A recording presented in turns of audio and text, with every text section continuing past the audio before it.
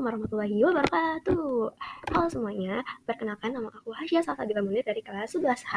Nah, pada kesempatan kali ini aku mau ngejelasin tentang strategi dan kebijakan pemerintahan di Daulah Mughal. Nah, pertama-tama aku di sini akan menjelaskan 4 strategi dan kebijakan pemerintahan Sultan di Daulah Mughal dari 9 Sultan yang ada.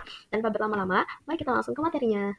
Nah, Sultan pertama yang menjabat dan sekaligus pendiri Daulah Mughal yaitu Zahiruddin Muhammad Babur atau sering disebut dengan Babur. Nah, strategi apa sih yang diterapkan oleh Babur pada masa pemerintahannya? Nah, yang pertama yaitu membangun fondasi pemerintahan. Nah, jadi seluruh kebijakannya digunakan untuk membangun fondasi pemerintahan. Nah, yang kedua, tadi aku bilang, Babur merupakan penguasa pertama atau pendiri Daulah Mughal. Nah, yang ketiga yaitu menghadapi ancaman kalangan Hindu, dan yang keempat yang mengalahkan perlawanan Lodi. Nah, pada pertempuran di Dapagogra, Babur dapat mengakhiri perlawanan Lodi pada tahun 1529 Masehi. Nah, di sana dibangunlah Daulah Mughal oleh Zahiruddin Muhammad Babur ini. Nah, yang kelima yaitu menguasai wilayah yang sangat luas. Nah, wilayahnya tuh berbatasan dengan Kekaisaran Ming di timur atau di Tiongkok dan berbatasan dengan Daulah Syakawiyah di barat Persia. Nah, kita lanjut ke Sultan yang kedua yaitu Humayun. Nah, Humayun ini di Daulah Mughal ini memimpin selama kurang lebih 26 tahun. Nah, strategi dan kebijakan yang ia lakukan yaitu masa konsolidasi kekuatan periode pertama atau masa memperteguh kekuatan pada periode pertama. Nah, yang kedua yaitu menghadapi ancaman. Nah, Babur ini banyak menghadapi tantangan atau ancaman. Salah satunya dari Bahadur Shah, penguasa Gujarat yang ingin memisahkan diri dari Daulah Mughal. Dan yang terakhir yaitu memisahkan diri dari Persia.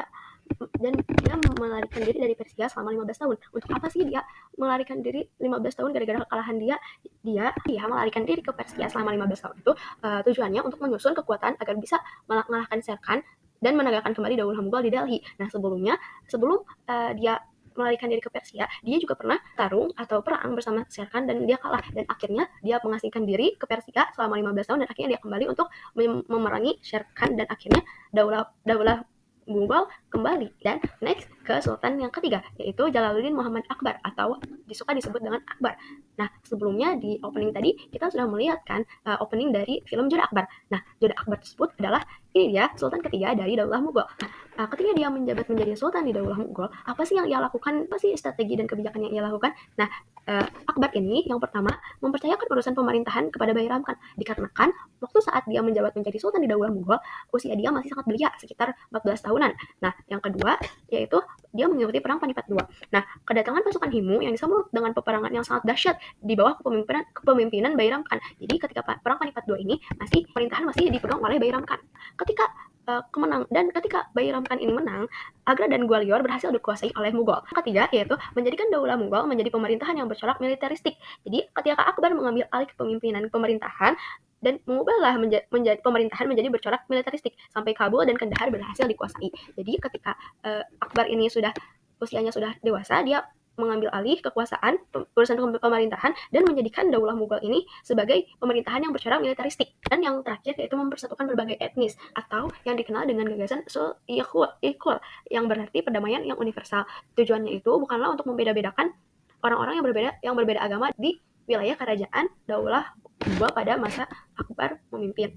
Ini menjadikan Daulah Mughal ini menjadi peradaban yang lebih maju di India sana. Dan Sultan terakhir yang kita akan bahas strategi dan kebijakannya yaitu Nuruddin Muhammad Salim atau Jahangir. Nah, apa sih strategi dan kebijakan yang ia lakukan? Nah, yang pertama yaitu kepemimpinan yang kuat dan kemiliteran yang besar. Jadi itu membuat seluruh kekuatan musuh dan gerakan pemberontakan berhasil dipadamkan sehingga seluruh rakyat hidup dengan aman dan damai.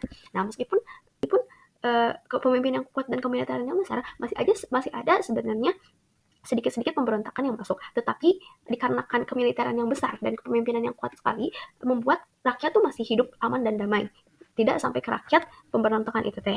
Nah, yang kedua yaitu pengamanan wilayah serta penaklukan. Dia dapat menundukkan Kangra dan Bengala, dan usaha-usaha pengamanan wilayah dan serta penaklukan yang ia lakukan untuk mempertegas kenegarawanan yang diwarisi dari ayahnya. Jadi yang ia lakukan pengamanan wilayah serta penaklukan itu sudah diwarisi dari ayahnya yaitu Jalaluddin Muhammad Akbar. Nah, sekian dari saya. Mohon maaf bila ada kesalahan. Wassalamualaikum warahmatullahi wabarakatuh.